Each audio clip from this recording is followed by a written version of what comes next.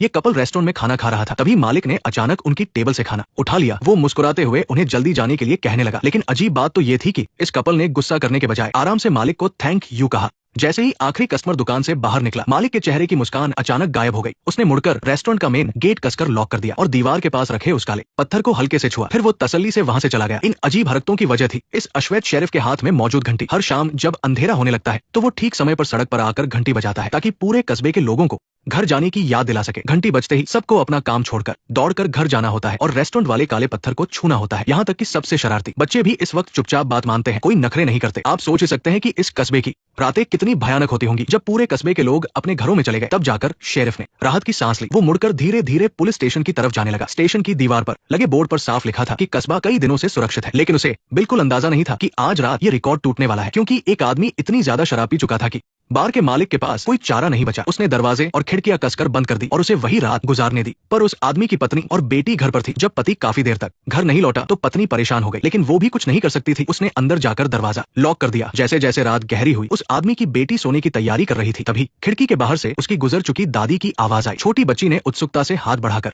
पर्दा हटा दिया। खिड़की के बाहर सच में उसकी दादी खड़ी थी। दादी ने कहा कि बाहर बहुत तेज ठंडी हवा चल रही है, उसे अंदर आकर गर्मी चाहिए। उसने आसानी से बच्ची को बेवकूफ बना लिया। माँ को कुछ गड़बड़ लगी। वो बच्ची को रोकने के लिए जान लगाकर दौड़ी, लेकिन आखिर में एक कदम पीछे रह गई। अगले दिन जब उस पियक्कड़ आदमी का नशा उतरा तो उसने देखा कि पड़ोसी उसके घर के बाहर जमा है। इससे पहले कि वो कुछ पूछ पाता, शेरिफ ने आकर उसे जोरदार थप्पड़ जड़ दिया। शेरिफ ने पहले ही कई बार सख्त हिदायत दी थी कि जिनके घर में बच्चे हैं उन्हें खिड़कियों पर कीलें ठोक देनी चाहिए, क्योंकि बच्चों को आसानी से बेवकूफ बनाया जा सकता है। पर उस आदमी ने लापरवाही की और काम टालता रहा, और इसी वजह से कल रात का वो हादसा हुआ। हेलो दोस्तों, स्वागत है हमारे मूवी चैनल में। आज हम आपके लिए लेकर आए हैं फिल्म फ्रॉम का पहला एपिसोड। जमीन पर पड़ी अपनी पत्नी और बेटी की लाशें देखकर उस आदमी के पैर कांप गए और वो घुटनों के बल गिर पड़ा। उसके पछतावे के आंसू बहने लगे, लेकिन अब इन आंसुओं का कोई फायदा नहीं था। उसे अपनी बेवकूफी का अंजाम भुगतना ही पड़ेगा। शेरिफ उस आदमी से बहुत नफरत करता था। इसकी वजह सिर्फ ये नहीं थी कि उसकी लापरवाही से उसका परिवार मारा गया, बल्कि सबसे बुरी बात ये थी कि उसने पूरे कस्बे को खतरे में डाल दिया था। क्योंकि इस जगह का एक अलिखित नियम है, अगर कस्बे में कोई मरता है तो बाहर से कोई अजनबी जरूर आता है और सब लोगों की मुश्किल से बनाई गई शांति भी भंग हो जाती है। जैसा सोचा था बिल्कुल वैसा ही हुआ।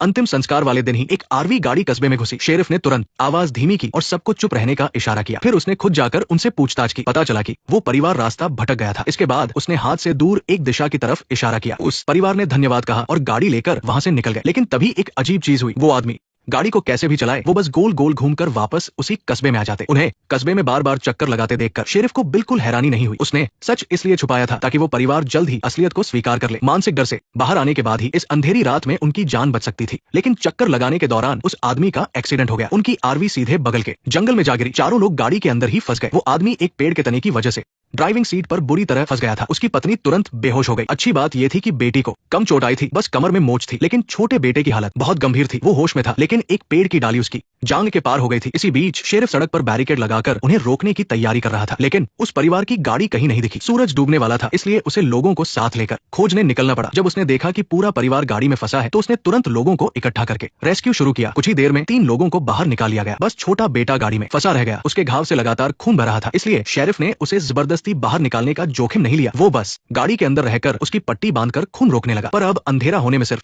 कुछ मिनट बचे थे और खून रोकने में कम से कम पूरा 1 घंटा लगता। कोई चारा न देखकर शेरिफ ने तुरंत वहीं रुककर उसके साथ रात काटने का फैसला किया। उसने अपने लोगों से बाकी लोगों को सुरक्षित ले जाने को कहा। रात का अंधेरा धीरे धीरे गहराने लगा। शेरिफ ने सिर झुकाकर अपने हाथ में रखे उस जादुई पत्थर को देखा। अब सारी उम्मीदें सिर्फ इसी पत्थर पर टिकी थी। इसके बाद उसने उस पत्थर को गाड़ी की छत पर लटका दिया। जिम को कुछ समझ नहीं आ रहा था और वो बहुत कंफ्यूज था, लेकिन शेरिफ ने तुरंत कुछ बताने के बजाय पहले गाड़ी के टूटे हुए हिस्सों और गैप्स को अच्छी तरह से पैक किया। इसके बाद उसने जिम को आने वाले खतरे के बारे में बताना शुरू किया, लेकिन बात पूरी होने से पहले ही छोटे बेटे का शरीर अचानक कांपने लगा। इसके तुरंत बाद चारों तरफ से अजीब सी डरावनी आवाजें आने लगी। शेरिफ ने झटके से मुड़कर गाड़ी की खिड़की के बाहर देखा। वो राक्षस चुपचाप चारों तरफ से पास आ रहे थे। उन्हें घेरते हुए राक्षसों की गिनती लगातार बढ़ती जा रही थी। ये देखकर शेरिफ के भी रोंगटे खड़े हो गए। आज की रात वो जिंदा बचेंगे या नहीं, ये उनके लिए सबसे बड़ा इम्तिहान था। पर कस्बे में पहली बार आए जिम से अब बर्दाश्त नहीं हो रहा था। उसे लगा कि रेस्क्यू टीम आ गई है, इसलिए उसने तुरंत गाड़ी का दरवाजा खोलकर बाहर जाना चाहा, पर शेरिफ ने उसे कसकर पकड़ लिया। उसने बताया कि बाहर जो है वो इंसान नहीं है, बल्कि वो शैतान है जो इंसानों को कच्चा चबा जाते हैं। अगर जिम अपने बेटे की जान बचाना चाहता है तो उसे चुपचाप गाड़ी में बैठकर सुबह होने का इंतजार करना होगा। सुबह होते ही वो राक्षस खुद ही चले जाएंगे। ये सुनकर जिम शांत हो गया। अपने बेटे की जान की खातिर उसने फिर कोई बेवकूफी नहीं की, लेकिन उसे बिल्कुल अंदाजा नहीं था कि रेस्क्यू टीम के साथ वापस लौट रही उसकी पत्नी और बेटी मुसीबत में थी। रेस्क्यू टीम की गाड़ी अचानक बंद होकर खराब हो गई, इसलिए उन्हें पैदल ही शेल्टर वापस जाना पड़ा। पर अब तक अंधेरा हो चुका था और बाहर हर तरफ इंसान खाने वाले शैतान घूम रहे थे। शेल्टर के अंदर मौजूद लोगों ने उन्हें देखते ही तुरंत सायरन बजा दिया। सभी लोग पलक झपकते ही अलर्ट हो गए। बाहर वाले लोग दरवाजा चाहे जितना भी पीट रहे थे, अंदर से कोई जवाब नहीं दे रहा था, क्योंकि अब रात हो चुकी थी और कोई नहीं बता सकता था कि वो राक्षस है या जिंदा इंसान। उन्हें पता ही नहीं था कि असली शैतान तो चुपके से उनके पास आ चुका है। एक लड़के ने अचानक जूली की तरफ देखकर हेलो कहा। वो लगातार उसका नाम पुकार रहा था। जूली की आंखें अचानक खाली सी हो गई। साफ था कि वो उस शैतान की बातों में आ गई थी। शुक्र है कि डिप्टी शेरिफ ने तेजी दिखाई और सीधा उस लड़के पर गोली चला दी, लेकिन उस पर कोई असर नहीं हुआ। जब लगा कि अब उन सबकी जान जाने ही वाली है, तभी महिला लीडर ने उस टकले आदमी से मेन दरवाजा खोलने को कहा। तब जाकर उनकी जान बची, पर अंदर आते ही माँ और बेटी को कसकर बांध दिया गया। ये हर नए इंसान के लिए जरूरी नियम था। इसी तरीके से वो पक्का करते थे कि कोई राक्षस उनके बीच ना आ गया हो। कुछ ही देर में माँ और बेटी को अलग अलग कर दिया गया। लीडर ने महिला से कहा कि डरने की जरूरत नहीं है। यहाँ के सभी लोग गलती से ही इस कस्बे में फंस गए थे और वो लोग फिर भी बहुत खुशकिस्मत है, क्योंकि कुछ लोग तो आधी रात को यहाँ पहुंचते हैं। उन्हें कुछ भी समझने का मौका ही नहीं मिलता और बाहर मौजूद वो खूंखार शैतान उन्हें नोच कर खा जाते हैं। पर महिला को अभी अपनी नहीं, बल्कि आरवी में फंसे अपने पति और बेटे की चिंता सता रही थी। उधर आरवी के बाहर भी आवाजें आनी बंद नहीं हुई थी। राक्षस तो गाड़ी की छत पर भी चढ़ गए थे। शेरिफ ने तुरंत सबको समझाया कि जब तक जादुई पत्थर वहां है, राक्षस अंदर नहीं आ सकते, और अगर वो लोग शांत रहेंगे तभी राक्षस उनका फायदा नहीं उठा पाएंगे। यहाँ एक बहुत ही डरावनी डिटेल छुपी है। क्या ये जादुई पत्थर सच में काम करता है या ये सिर्फ एक मानसिक तसल्ली है? डायरेक्टर ने इसके जरिए बताया है कि मुसीबत में इंसान कैसे नियमों पर आंख मूंद कर भरोसा करता है, जैसे हम अपनी असल जिंदगी में भी अनजाने डर से लड़ने के लिए कोई ना कोई सुरक्षा कवच ढूंढते रहते हैं। खैर, कुछ ही देर में चारों तरफ सन्नाटा छा गया, पर अजीब बात यह हुई कि आधी रात को जिम अचानक उठ बैठा और उसने उत्सुकता में उस पत्थर को नीचे उतार लिया। डॉक्टर ने ये देखकर तुरंत रोकना चाहा, पर तब तक देर हो चुकी थी। अरे नहीं, असल में ये बस एक बुरा सपना था। वो सब इस खौफनाक रात में जिंदा बच गए थे और तभी रेस्क्यू टीम भी वहां पहुंच गई। उन सबको सुरक्षित देखकर सबने राहत की सांस ली, लेकिन अब इन नए लोगों को रहने की जगह चुननी थी। एक ऑप्शन था शेल्टर में रहना, जहां सब एक दूसरे का ख्याल रख सकते हैं, और दूसरा था कस्बे के किसी घर में शिफ्ट होना। वहां प्राइवेसी तो मिलेगी, लेकिन रिस्क भी उतना ही ज्यादा होगा। अगर कोई कस्बे में रहने का फैसला करता है तो उसे सूरज ढलने से पहले जादुई पत्थर को चेक करना होगा, और जिन परिवारों में बच्चे हैं उन्हें अपनी खिड़कियां पैक करनी होंगी, क्योंकि राक्षस अक्सर बातों में उलझाकर लोगों से दरवाजा खुलवा लेते हैं और बच्चे आसानी से उनके झांसे में आ जाते हैं। बेशक इस कस्बे में सजा का भी एक सिस्टम है। अगर कोई नियम तोड़ता है और किसी की मौत हो जाती है तो उसे एक लोहे के डिब्बे में रात बितानी पड़ती है, और वहाँ कोई पत्थर नहीं होता। आसान शब्दों में उसमें जाने का मतलब ही मौत की सजा है। महिला ने उत्सुकता से पूछा कि इसका इस्तेमाल कितनी बार हुआ है। पादरी ने बताया कि आज तक कभी नहीं, लेकिन आज रात पहली बार होगा। कस्बे और शेल्टर के बारे में जानने के बाद अब जिम के परिवार की बारी थी फैसला लेने की। सबने सोचा था कि चारों लोग किसी घर में रहेंगे, पर किसी को अंदाजा नहीं था कि बेटी अकेले ही शेल्टर को चुन लेगी। शायद उसे लगता था कि उसके माँ बाप भाई को ज्यादा प्यार करते हैं, इसलिए उसने अपनी मनमानी की। इस अचानक हुए फैसले से पति पत्नी दोनों हैरान रह गए। उन्हें बेटी की बहुत फिक्र हो रही थी, इसलिए वो हर कोशिश करके उसे वापस मनाना चाहते थे, लेकिन शेरिफ ने कहा कि अब समय नहीं बचा है, उन्हें जल्दी से अपनी अपनी जगह पर जाना होगा। पति पत्नी को तसल्ली देने के लिए शेरिफ ने बताया कि उसका अपना बेटा भी शेल्टर में ही रहता है, वो उस लड़की का पूरा ख्याल रखेगा। पादरी के कहने पर सब लोग अपनी अपनी जगह चले गए, और आज रात ही सजा देने का समय था, क्योंकि उस पियक्कर की वजह से उसकी पत्नी और बेटी मारी गई थी, इसलिए उसे खौफनाक सजा मिलने वाली थी। उसे उस लोहे के डिब्बे में पूरी रात गुजारनी थी। निराश होकर बैठे उस आदमी को देखकर शेरिफ ने भी बाहर से 2 ताले लगा दिए और दुआ की कि वो रात भर जिंदा बच जाए। पर बिना जादुई पत्थर के वो आदमी डिब्बे के एक कोने में सिकुड़ कर बैठ गया, और जब उसने बाहर की तरफ देखा तो वो राक्षस उसके चारों तरफ जमा हो चुके थे। ये देखकर मेरे दिमाग में अचानक एक सवाल आया, अगर आप अपने सबसे करीबियों को खो देते तो क्या आप में इस भयानक दुनिया में जिंदा रहने की हिम्मत बचती? और इस वक्त वो आदमी मौत का इंतजार कर रहे एक मेमने की तरह था, जो बस अपनी आंखें बंद करके अपनी किस्मत के भरोसे बैठा था। अगले दिन जब शेरिफ टिन के उस घर के पास पहुंचा तो वहां हर तरफ बस खून ही खून था, और वो आदमी भी उन राक्षसों द्वारा पूरी तरह से खाया जा चुका था। सामने के इस भयानक नजारे को देखकर भी शेरिफ को ज्यादा दुख नहीं हुआ, क्योंकि उसे अब ऐसे नजारों की आदत हो चुकी थी। हालांकि इस घटना के बाद से उस छोटे से शहर में अजीबोगरीब घटनाओं की झड़ी लग गई, और इस बार तो ये सब एक रेस्टोरेंट के अंदर हुआ, क्योंकि जिम का परिवार अभी अभी शहर में आया था, इसलिए शेरिफ उन्हें बता रहा था कि रात होने के बाद उन्हें किन बातों का ध्यान रखना है। तभी अचानक वेटर का हाथ अजीब तरह से सूजने लगा, और फिर उस पर छोटे लड़के को मार डालो ये शब्द उभर आए। लेकिन इससे पहले कि वो औरत कुछ समझ पाती, उसका पूरा शरीर सुन पड़ गया और वो जमीन पर गिर पड़ी। लेकिन ये सबसे अजीब बात नहीं थी, क्योंकि शेल्टर की तरफ जो हो रहा था वो तो और भी ज्यादा डरावना था। वहाँ एक आदमी लगातार एक गहरा गड्ढा खोद रहा था। ऐसा लग रहा था जैसे वो कोई लाश छिपाने की तैयारी कर रहा हो। विक्टर के जवाब ने लीडर को हैरान कर दिया। क्या इस शहर में कोई और मरने वाला था? हालांकि थोड़ी देर बाद विक्टर खुद उस छोटे लड़के और डॉक्टर के पास गया। हालांकि वे दोनों पहले कभी नहीं मिले थे, फिर भी उनके बीच कोई रहस्यमयी कनेक्शन था। वे दोनों ही उस सफेद कपड़े पहने छोटे लड़के को देख सकते थे, और पहले उस बच्चे ने विक्टर को चुना था, जिसने उसे कई मुसीबतों से बचाया था, लेकिन बाद में न जाने कैसे वो गायब हो गया। अब डॉक्टर ने एक बार फिर उस छोटे लड़के को देखा था, जिसका मतलब था कि कुछ बहुत बुरा होने वाला है। इसलिए विक्टर ने खुद सब कुछ पता लगाने का फैसला किया, और जैसा सोचा था जंगल में उसने फिर से उस सफेद कपड़े वाले लड़के को देखा, लेकिन पलक झपकते ही वो गायब हो गया। विक्टर को लगा कि वो शायद पेड़ के उस छेद में छिप गया है, क्योंकि कोई नहीं जानता था कि वो गुफा कहा जाती है। विक्टर ने जमीन से एक पत्थर उठाया और उस पर एक स्माइली फेस बना दिया, फिर डॉक्टर के सामने ही उसे छेद में फेंक दिया। लेकिन अगले ही पल वो पत्थर आसमान से नीचे आ गिरा।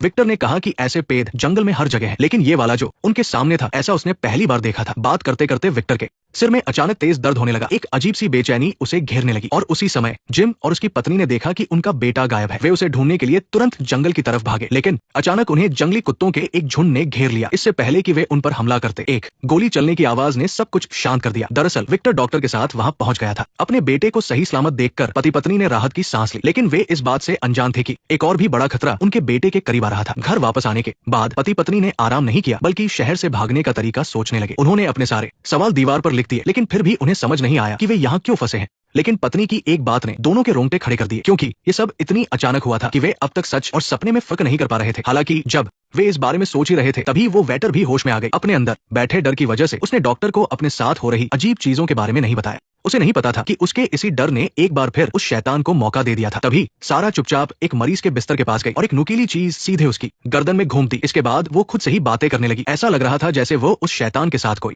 सौदा कर रही हो। जल्द ही नर्स के राउंड का वक्त हो गया। मरीज की इतनी खौफनाक मौत देखकर वो इतनी डर गई कि वहां से भागने लगी, लेकिन जैसे ही वो पलटी, उसने देखा कि मेन गेट खुला हुआ है और वे राक्षस भी धीरे धीरे अंदर आ रहे हैं। अगले दिन डिप्टी शेरिफ अपनी टीम के साथ वहां पहुंचा। उसने देखा कि जादुई पत्थर जमीन पर गिरा हुआ है और कमरे में हर जगह मरीजों की लाशों के टुकड़े पड़े हैं। वो नर्स भी नहीं बच पाई, लेकिन उन्होंने सपने में भी नहीं सोचा था कि ये सब किसी अपने ने ही किया है। इस वक्त सारा डॉक्टर के घर पहुंच चुकी थी। अगर वो इस बच्चे को मार दे तो शैतान के साथ उसका सौदा पूरा हो जाएगा। अपना सौदा पूरा करने के लिए वो औरत हाथ में चाकू लिए उस छोटे लड़के के घर पहुंच गई। अगर वो उसे मार देती है तो वो इस शहर से भाग सकेगी, लेकिन उसे नहीं पता था कि उसका ये पागलपन उसे जिंदगी भर का पछतावा देने वाला है। सारा ने तुरंत हमला नहीं किया, बल्कि लड़के को बहला फुसलाकर बाड़े में ले गई, क्योंकि अगर वो उसे यहाँ मारती तो वो इसका इल्जाम उन राक्षसों पर लगा सकती थी। लेकिन जैसे ही सारा ने वार करने की सोची, वहां पहुंचे उसके बड़े भाई ने उसे देख लिया। सारा का ध्यान भटकते ही उस लड़के ने खुद को छुड़ाया और बाहर भाग गया, और उसके भाई ने भी तुरंत सारा को पकड़ लिया ताकि वो कोई और बड़ी गलती न कर दे। लेकिन खुद को छुड़ाने की कोशिश में सारा ने गलती से उसके भाई का गला काट दिया। ठीक उसी वक्त पादरी ने ये सब देख लिया, लेकिन उसने कुछ कहकर उसे रोका नहीं, बल्कि वो बस सारा को घूरता रहा। देखते ही देखते वहां लोगों की भीड़ जमा हो गई, लेकिन सारा और पादरी वहां से गायब हो चुके थे। जमीन पर बस एक लाश पड़ी हुई थी। इस नजारे ने वहां मौजूद हर इंसान को डरा दिया था। रात तो वैसे ही काफी डरावनी थी, लेकिन अब तो दिन भी खतरनाक हो गया था। हैरानी की बात तो ये थी कि पादरी ने सारा को खून करते हुए देखा था, फिर भी उसने जानबूझकर इस बात को छुपा लिया। जाहिर है इसके पीछे कोई राज था। लोगों को तसल्ली देने के लिए उसने कहा कि सारा जंगल में भाग गई है। अगर वो रात होने से पहले वापस आ गई तो वो और शेरिफ उसे तुरंत गिरफ्तार कर लेंगे, लेकिन अगर वो नहीं लौटी तो इसका मतलब है कि सारा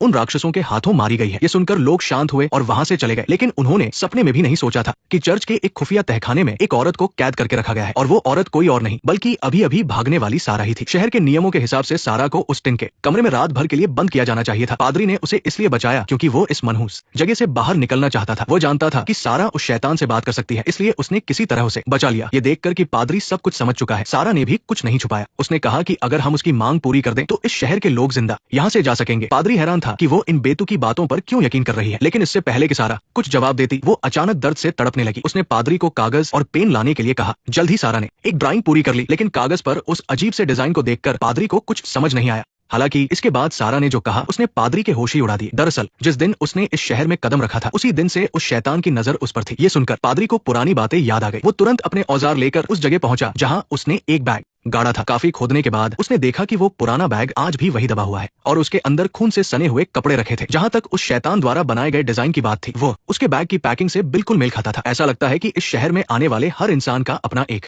गहरा राज होता है। यहाँ एक बहुत गहरी बात छिपी है। ये खून से सने कपड़े और ये दबे हुए राज, हम सबके दिल में भी एक ऐसा ही बैग दबा होता है। हमारे वो अतीत जिनका हम सामना करने से डरते हैं, वो बातें जिन्हें हम हमेशा के लिए भूल जाना चाहते हैं। पादरी एक संत के कपड़े पहनकर खुद को सबसे नेक इंसान समझकर दूसरों का फैसला करता है, लेकिन उसके खुद के हाथ भी साफ नहीं है। ये देखकर सच में रूह कांप जाती है। शायद हम सब भी बस अपने अपने ऐसे ही किसी शहर के सामने आने का इंतजार कर रहे हैं। वहीं दूसरी तरफ शेरिफ भी शहर से बाहर निकलने का रास्ता खोज रहा था। वो अपनी पूरी जिंदगी इस जगह पर फंसकर डर के नहीं बिताना चाहता था, और पिछली बार उस आरवी में रात बिताने के बाद उसे जंगल में जाकर छानबीन करने का ख्याल आया। वो जंगल जहाँ हमेशा राक्षस घूमते रहते हैं। हर कोई उस जंगल में जाने से डरता था, लेकिन शेरिफ को लगता था कि शायद वहीं से उन्हें घर वापस जाने का कोई रास्ता मिल जाए। इसलिए उसने कुछ सामान और हथियार जुटाए और जंगल के अंदर तक जाने का फैसला किया। आखिर वो जादुई पत्थर जो राक्षसों को रोकते हैं उसे उसी जंगल से मिले थे। जाने से पहले शेरिफ ने अपने डिप्टी को खास हिदायत दी कि वो उसकी गैर हाजिरी में सब कुछ संभाले, लेकिन डिप्टी ने इसका विरोध किया क्योंकि शेरिफ ही इस शहर की सबसे बड़ी उम्मीद था। जब तक वो यहाँ है तभी तक हर कोई सुरक्षित महसूस करता है। मजबूर होकर शेरिफ को अपना एक राज बताना पड़ा। दरअसल उसे पता चल गया था कि उसे पार्किंसंस बीमारी है। उसके हाथ पैर पहले से ही कांपने लगे थे। एक न एक दिन वो पूरी तरह से बीमार पड़ जाएगा और तब वो किसी की भी रक्षा नहीं कर पाएगा। इसलिए वो बस इतना चाहता था कि किसी भी तरह से सबको यहाँ से बाहर निकाल सके। ये बात सच में बहुत भावुक करने वाली है। एक असली हीरो वो नहीं है जिसे डर नहीं लगता, बल्कि वो है जो डर के बावजूद आगे बढ़ता है। शेरिफ को पता था कि उसके पास ज्यादा वक्त नहीं है, लेकिन उसने हार मानकर मौत का इंतजार नहीं किया। इसके बजाय उसने अपनी जिंदगी के आखिरी पलों में दूसरों के लिए उम्मीद ढूंढी। हालांकि उसे ये नहीं पता था कि इस डरावने शहर में एक नया इंसान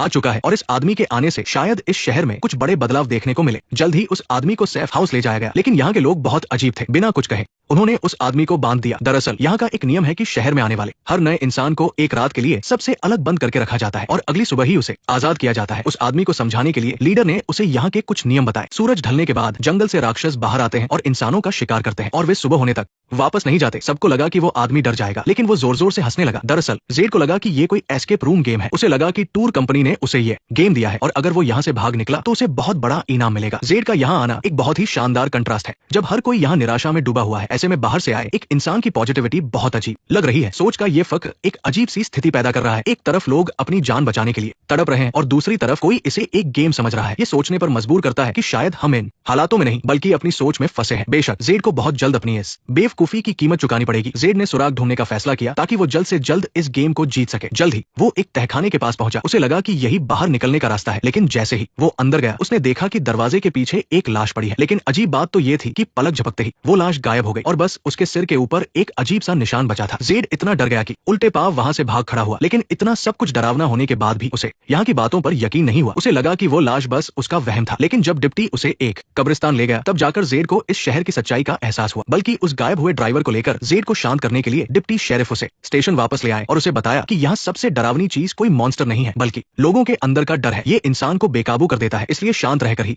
यहाँ से भागने का रास्ता मिल सकता है। लेकिन तभी रेडियो पर कुछ आवाज आई और जेड को शायद कुछ याद आ गया। वो रेडियो उठाकर सीधा बाहर की तरफ भागा, क्योंकि वह एक इंजीनियर था और अगर वो रेडियो ठीक कर दे तो शायद बाहर संपर्क हो सकता था। लेकिन उसने जितनी भी कोशिश की रेडियो पर कोई सिग्नल नहीं मिला। फिर थोड़ी पूछताछ के बाद उसे पता चला कि टाउन में एक आर्किटेक्ट है। वो तुरंत उसके घर गया और उससे साथ मिलकर भागने का रास्ता खोजने को कहा। जेड का प्लान सुनकर जिम तुरंत मान गया। उन्होंने फैसला किया कि वे रेडियो को किसी ऊंची जगह पर रखेंगे, लेकिन उससे पहले जेड को अपनी स्किल से रेडियो का सिग्नल बढ़ाना था। इसलिए वो उसी जगह वापस गया जहां वो पहली बार आया था और गाड़ी के सारे काम के पुर्जे निकाल लिए। फिर उसने एक साधारण सा एंटीना बनाया। इसके बाद दोनों टाउन की सबसे ऊंची जगह गए और एंटीना को पेड़ पर लगाकर टेस्ट करने का सोचा। लेकिन जैसे ही सारी तैयारी हो गई पेड़ से बहुत सारा खून टपकने लगा। जब जेड ने ऊपर देखा तो उसे पता चला कि न जाने कब पेड़ पर लाशें लटक गई थी। और भी अजीब बात यह थी कि पिछली बार वाला निशान फिर से दिख रहा था। लेकिन इससे पहले कि जेड कुछ समझ पाता एक गोली उसे लगते बची। जेड बुरी तरह डर कर भागा, लेकिन फिर भी वो मॉन्स्टर उसके पास पहुंच गया। ऐसा लगा जैसे अब उसकी जान जाने ही वाली है। लेकिन वो मॉन्स्टर अचानक से गायब हो गया। अब सब कुछ पहले जैसा हो गया था और उसके शरीर से खून के निशान भी गायब हो गए थे। साफ था कि जेड को फिर से कोई वहम हुआ था। वो इतना डर गया था कि टेस्ट खत्म होने से पहले ही वहां से चला गया। उसे पता नहीं था कि उसके जाने के तुरंत बाद रेडियो पर सिग्नल आ गया था। हालांकि ये काफी कमजोर था, पर इससे साबित हो गया कि उसका आइडिया काम कर रहा था। उधर डरा हुआ जेड वापस रेस्टोरेंट पहुंचा और कागज पर बार बार वो निशान बनाने लगा जो उसने हाल ही में देखे थे। जब से ये निशान दिखे थे उसके साथ अजीब चीजें हो रही थी, लेकिन वो इनका राज नहीं समझ पा रहा था। तभी मिसेस स्मिथ ने जेड की ड्राइंग देखी और उन्हें कुछ जाना पहचाना सा लगा। वो तुरंत स्टोर रूम में गई और एक मरे हुए इंसान का बक्सा निकाला। उसमें से उन्होंने एक मोटी सी डायरी निकाली और उस पर भी वही निशान बना था जो जेड ने देखा था। लेकिन जब जेड सुराग ढूंढ रहा था तभी शेल्टर में एक हादसा हो गया। एक आदमी ने सबके सोने का फायदा उठाकर चुपके से पर्दा हटा दिया। खिड़की पर ताला नहीं था, फिर भी इंसानी रूप में मौजूद वो मॉन्स्टर अंदर नहीं आ पा रहे थे। जब तक बुरी ताकतों को रोकने वाला वो पत्थर वहां था, वे खुद शेल्टर के अंदर कदम नहीं रख सकते थे। लेकिन उस दिन उस आदमी से रहा नहीं गया और वो खिड़की के बाहर खड़ी लड़की से बात करने लगा। उसने खिड़की खोलकर उसे अंदर तक बुला लिया। उसे अंदाजा भी नहीं था कि उसकी इस बेवकूफी से पूरे टाउन में तबाही मच जाएगी। जैसे ही उन्होंने एक दूसरे को गले लगाया, लड़की का हाथ अचानक एक मॉन्स्टर के पंजे में बदल गया और उसने आदमी की जीभ काट ली। उसे मारने के बाद मॉन्स्टर वापस इंसान बन गया। लेकिन उसने अगले शिकार को ढूंढने में जल्दबाजी नहीं की, बल्कि उसने कमरे के सारे दरवाजे और खिड़कियां खोल दी। पत्थर की सुरक्षा हटते ही सारे मॉन्स्टर शेल्टर के अंदर घुस गए। इस वक्त लोग बर्थडे पार्टी मना रहे थे। उन्हें आने वाले खतरे का कोई अंदाजा नहीं था। तभी कमरे में अचानक किसी के अजीब तरह से हंसने की आवाज आई। मैरी देखने के लिए कमरे में गई, लेकिन दरवाजा अपने आप बंद हो गया। साफ था कि वो मॉन्स्टर के जाल में फंस गई थी। नीचे सब लोग मजे से बातें कर रहे थे। अचानक एक गंजे आदमी पर खून की बूंद गिरी। वो कुछ बोलने ही वाला था कि उसने ऊपर एक डरावने मॉन्स्टर को देखा। जब उन्हें पता चला कि मॉन्स्टर शेल्टर में घुस आए हैं तो सब डर के मारे अपनी जान बचाने के लिए भागने लगे। लेकिन मॉन्स्टर आराम से चल रहे थे। ऐसा लग रहा था कि उन्हें इस शिकार में मजा आ रहा था। अब शेल्टर सुरक्षित नहीं था। लीडर ने फैसला किया कि वो लोगों को शेरिफ के पास ले जाएगा। उस वक्त एलिस अपने कमरे में सो रही थी। तभी उसे बाहर से बहुत शोर सुनाई दिया। बाहर निकलने पर उसने देखा कि शेल्टर में हाहाकार मचा हुआ है और जमीन पर हर तरफ लाशें पड़ी है। इससे पहले कि वो समझ पाती कि क्या हो रहा है, खून से सना एक मॉन्स्टर मॉन्स्टर उसकी तरफ बढ़ने लगा। अच्छी बात यह थी कि एलिस ने फुर्ती दिखाई, उसने खिड़की तोड़ी और नीचे कूद गई। हालांकि उसका हाथ टूट गया था, पर अभी उसे इस बात की परवाह नहीं थी क्योंकि पीछे से मॉन्स्टर आ रहा था। आखिरकार अपने दोस्त की मदद से दोनों एक छोटे से कमरे में छुप गए। अब उनके पास सुरक्षा के लिए सिर्फ वो जादुई पत्थर ही था और वे दुआ कर रहे थे कि किसी तरह सुबह हो जाए। इसी बीच शेरिफ के जाने से एक रात पहले फादर ने उसे सारी सच्चाई बता दी। उन्होंने बताया कि सारा भागी नहीं है, बल्कि उन्होंने ही उसे कैद करके रखा है, क्योंकि सिर्फ वही उस शैतान से बात कर सकती थी और शायद टाउन से बाहर निकलने का रास्ता खोज सकती थी। फिर फादर ने शेरिफ को एक कहानी सुनाई। इस टाउन में आने से पहले उनके हाथों एक बुरे आदमी का कत्ल हो गया था। फादर खुद को भी मारना चाहते थे, लेकिन अपनी जिंदगी के आखिरी पलों में उन्हें भगवान की आवाज सुनाई दी। फिर उसी आवाज के इशारे पर चलते हुए वो इस टाउन में पहुंचे और पुरानी यादों को हमेशा के लिए दफना दिया। किसी को भी इसके बारे में पता नहीं था, पर अब सारा ने वो राज खोल दिया था। फादर का मानना था कि ये कोई इत्तेफाक नहीं बल्कि किस्मत का खेल है। फादर की इस बात से टाउन का एक बड़ा राज सामने आया। ये टाउन लोगों को यूं ही नहीं फंसाता, बल्कि चुन चुन कर लाता है। जो भी यहाँ फंसा है उसने कोई न कोई बड़ा पाप किया है। फादर ने खून किया था। शेरिफ का भी एक राज है। यहाँ किसी का भी आना कोई इत्तेफाक नहीं है। इससे कहानी बिल्कुल बदल जाती है। शायद ये सिर्फ मॉन्स्टर के हमले की कहानी नहीं है, बल्कि पापियों को सजा देने का कोई खेल है। फादर ने शेरिफ के साथ जंगल जाकर सच्चाई पता लगाने का फैसला किया, ताकि लोगों को इस डरावनी जगह से बाहर निकाला जा सके। लेकिन इससे पहले कि शेरिफ कुछ बोलता, बाहर गाड़ी के हॉर्न की तेज आवाज आई। दोनों भागकर बाहर गए तो देखा कि लीडर बाकी लोगों के साथ वहां आया है। साफ था कि शेल्टर में कुछ बहुत बुरा हुआ था। दोनों ने मिलकर जल्दी से लोगों को गाड़ी से उतारा, लेकिन आधी रात का वक्त था और इससे पहले कि फादर वापस आ पाते उन पर मॉन्स्टर ने हमला कर दिया। शेरिफ ने गोली चलाकर उन्हें बचाने की पूरी कोशिश की और खींचकर अंदर ले गया, लेकिन बहुत ज्यादा खून बच जाने की वजह से फादर बच नहीं पाए। सिर्फ एक ही रात में टाउन में इतनी मौतें हो गई। शेरिफ समझ गया था कि अब वो और इंतजार नहीं कर सकता। उसे जल्द से जल्द बाहर निकलने का रास्ता ढूंढना होगा। इसलिए वो तुरंत चर्च के बेसमेंट में गया और कैद में रखी सारा के पास पहुंचा। फादर की आखिरी इच्छा भी यही थी। अब सिर्फ जंगल ही वो जगह थी जहां वे नहीं गए थे। माना कि वो मॉन्स्टर्स का ठिकाना था, लेकिन अगर लोगों को बाहर निकालने के लिए उसे नर्क में भी जाना पड़े तो वो जाने को तैयार था। जंगल में कोई इंसान नहीं था, फिर भी पेड़ों पर बहुत सारी कांच की बोतलें लटकी थी। शेरिफ जैसे ही एक बोतल निकालने लगा, उसके पास खड़ी लड़की तड़पने लगी और अचानक से बेहोश हो गई। कोई और रास्ता न देखकर शेरिफ को वही रात गुजारनी पड़ी। लेकिन ये जंगल मॉन्स्टर्स का घर था। वे अंधेरा होते ही इंसानों को खाने निकल पड़ते थे। शेरिफ के पास सिर्फ वो जादुई पत्थर ही था और उसे बस सुबह होने का इंतजार था। तभी सारा अचानक उठी और देखा कि शेरिफ ने एक बोतल निकाली है। उसमें कुछ अजीब से नंबर लिखे थे, लेकिन सारा ने उस पर ध्यान नहीं दिया। वो बस शेरिफ को वहां से जाने के लिए कह रही थी, क्योंकि इस बार मामला अलग था। ऐसा लग रहा था कि बाहर मॉन्स्टर से भी ज्यादा खतरनाक कोई चीज मौजूद है। इन बोतलों और नंबरों का मिलना इस बात का इशारा था कि टाउन के पीछे कोई बहुत बड़ी ताकत काम कर रही है। वो नंबर क्या थे? कोई कोऑर्डिनेट्स या फिर कोई पासवर्ड? कहानी बनाने वाले ने यहाँ और भी गहरे सस्पेंस छोड़ दिए है। मॉन्स्टर तो बस एक मोहरा हो सकते हैं, असली डर तो उसे कंट्रोल करने वाली उस ताकत से है। सारा की बात पूरी होते ही टेंट के बाहर कुछ अजीब सी आवाज आई। फिर जमीन इतनी जोर से हिलने लगी कि दोनों खड़े भी नहीं रह पा रहे थे। लेकिन थोड़ी ही देर में सब कुछ शांत हो गया। फिर भी शेरिफ अलर्ट था और उसने जल्दी से जादुई पत्थर को वापस टांग दिया। उसे डर था कि मॉन्स्टर कहीं हमला न कर दे। पर अजीब बात यह थी कि बाहर रात होने के बावजूद अचानक बहुत रोशनी हो गई। साफ था कि ये कोई मामूली टॉर्च नहीं थी, शायद यहाँ इंसान भी रहते थे। इसलिए सुबह होते ही शेरिफ कुछ सुराग ढूंढने निकला, लेकिन बाहर आने पर उसने देखा कि हर तरफ मकड़ी के जाले फैले हैं। दिशा का कुछ पता नहीं चल रहा था, इसलिए उसने रात की याद के सहारे रोशनी वाली दिशा में चलने का फैसला किया। तभी थोड़ी दूर से किसी के मदद मांगने की आवाज आई। शेरिफ फौरन मदद के लिए भागा, लेकिन अगले ही पल वो सन्न रह गया, क्योंकि आवाज लगाने वाली कोई और नहीं बल्कि शेरिफ की पत्नी थी। शेरिफ के वहां से भागते ही अचानक से चारों तरफ बहुत सारी मकड़ियां आ गई। कुछ तो शेरिफ के ऊपर भी चढ़ गई। उसने जैसे तैसे मकड़ियों को हटाया, पर फिर भी एक ने उसे काट लिया। उधर टाउन के बाकी लोग भी शांत नहीं बैठे थे। वो लोग सिग्नल बढ़ाने के लिए एक ऊंचा टावर बनाने की सोच रहे थे, ताकि बाहर जल्दी संपर्क हो सके। सबकी मेहनत से टावर बन गया और रेडियो पर भी सिग्नल आ गया। लेकिन तभी दूर से बहुत सारे काले बादल आने लगे, तेज हवाएं चलने लगी। साफ था कि कोई भयानक तूफान आने वाला था। समय बहुत कम था और उन्हें जल्द से जल्द बाहर बात करनी थी। लेकिन जिम की लाख कोशिशों के बाद भी कोई जवाब नहीं आ रहा था। मौसम लगातार बिगड़ता जा रहा था। उनके पास अब बिल्कुल भी समय नहीं बचा था। तभी रेडियो पर किसी ने जवाब दिया। जिम ने जल्दी से मदद मांगी, लेकिन अगले ही पल वो हैरान रह गया। उसने अभी अपना नाम भी नहीं बताया था, पर सामने वाला उसका नाम जानता था। दूसरी तरफ जिम की पत्नी जमीन में गड्ढा खोद रही थी। उसे शक था कि जमीन के नीचे टाउन का कोई राज है। पर कुछ ही देर खोदने के बाद अचानक जमीन में एक दरार पड़ गई और देखते ही देखते उसकी पत्नी अंदर गिर गई। अभी उसे कुछ समझ में आता उससे पहले ही विक्टर अचानक अंधेरे से बाहर निकला। उसने महिला को तुरंत वहां से चलने को कहा, क्योंकि वो गड्ढा बहुत खतरनाक था। ये सुनकर वो हैरान रह गई, पर विक्टर के पास समझाने का समय नहीं था, क्योंकि उसे ये सब सफेद कपड़े वाले उस लड़के ने करने को कहा था। सिर्फ इसी तरीके से उसकी जान बचाई जा सकती थी। उधर शेरिफ उस जगह पहुंच गया जहां से रात को रोशनी आ रही थी। थोड़ी ही दूर पर एक रहस्यमयी लाइट हाउस खड़ा था। दोनों को उम्मीद की किरण दिखी थी कि अचानक शेरिफ के शरीर में जहर फैलने लगा। वो और आगे नहीं जा सकता था, इसलिए उसने सारा को अकेले जाने को कहा। उसका जिंदा रहना जरूरी था ताकि वो टाउन जाकर सबको ये बात बता सके। पर सारा शेरिफ को इस तरह मरने के लिए नहीं छोड़ सकती थी, इसलिए उसने वही रहकर कोई रास्ता निकालने की ठानी। लेकिन इतने में ही सारा ने सफेद कपड़े वाले उस लड़के को देखा। उसने पेड़ के एक बड़े से छेद की तरफ इशारा करके बताया कि वो जगह सुरक्षित है। सारा ने बिना कुछ सोचे शेरिफ को पकड़ा और पेड़ की तरफ भागने लगी। लेकिन जैसे ही शेरिफ उस छेद में घुसा, सारा उसके पीछे नहीं आई। जब शेरिफ ने लाइटर जलाकर देखा तो उसे पता चला कि वो किसी और ही जगह पहुंच गया है। उसने कितनी भी जोर से आवाज लगाई पर कोई जवाब नहीं मिला। शेरिफ के वहां फंसते ही टाउन में एक और बस आ गई। ऐसा लग रहा था कि अब इस जगह पर कुछ और नए लोग फंसने वाले हैं। इसी के साथ इस सीरीज का पहला सीजन यही खत्म होता है।